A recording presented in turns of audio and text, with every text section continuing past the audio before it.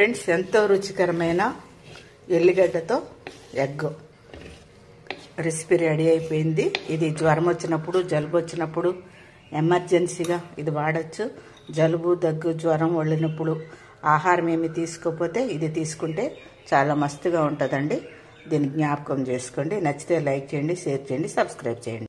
కొస్త ఉప్పు, ఒక 2 స్పూన్ కారం, కొంచెం పసుపు వేసాను. ఇక్కడ ఉల్లిగడ్డ ఒలుసుకుని ఇట్లా పెట్టుకున్నానండి. పచ్చ కొట్టి అక్కడ పెట్టాను.